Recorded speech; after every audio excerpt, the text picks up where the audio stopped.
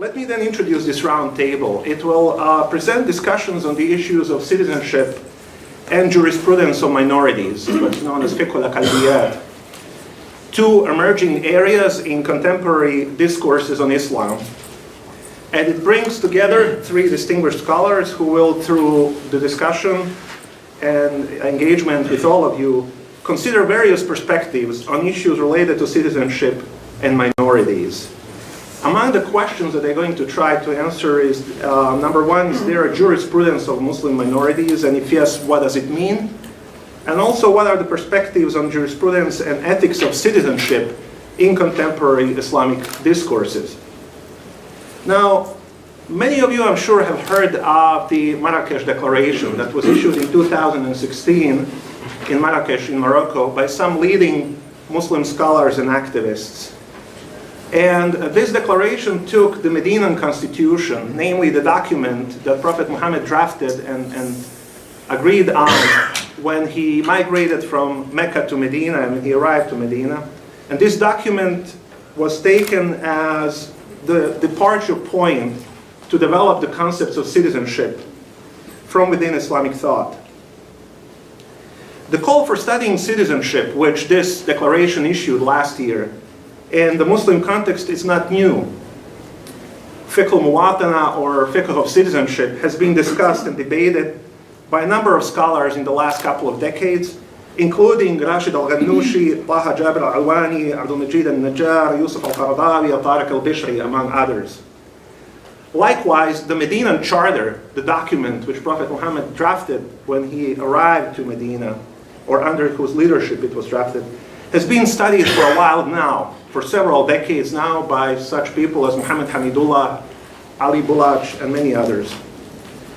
The issue of citizenship, whether in Western liberal democracies or in Muslim-majority countries, is one of the central issues of our time. In Islamic jurisprudence, as well as in the practice of many Muslim polities throughout history, the basic differentiation involved religious affiliation, whereby Muslims enjoyed a wider set of rights than their non-Muslim neighbors. In actuality, Islam possessed, as it still does, what could be called a liberal ethos, a set of teachings and values that accord similar set of rights to all who dwell under the domain of Islamic rule. The Medinan Charter, which itself has been revived by Muslim reformers and modernist reformers in modern times, who saw in it enough authoritative evidence to argue in favor of the adoption of modern democratic principles, never enjoyed a similar status in historical discussions related to Muslim politics and jurisprudence. The reasons for this are many, but are mostly related to issues of authenticity and primarily to the notion of naskh, abrogation. Early Meccan and Medinan practices, it was argued, had been abrogated by later Medinan verses in the Quran, which it has been argued, not entirely convincingly, are less ecumenical. It is interesting to consider then that the recent Marrakesh Declaration, which I mentioned to you, called Muslim scholars and intellectuals to, among other things, develop, and I'm quoting now from the declaration, to develop a jurisprudence of the concept of citizenship which is inclusive of diverse groups. What is most remarkable about this document is not its content, because there is almost nothing new in it, but its authors and signers. Mostly traditional scholars, exactly the group that by and large upholds traditional methods of interpretation, including the concept of abrogation. They seem to be tacitly and or implicitly acknowledging that the Medinan Charter may not have been abrogated. The Marrakesh Declaration then is far more interesting for what it is not saying than for what it does.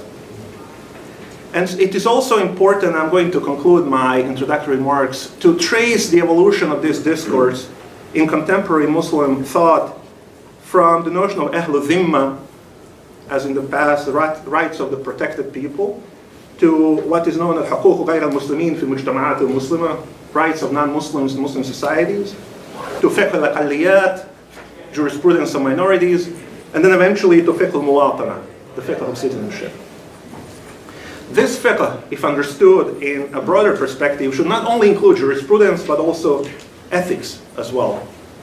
Fiqh of citizenship should not only be about the minorities, it should also provide framework for all citizens, regardless of their faith or no faith background.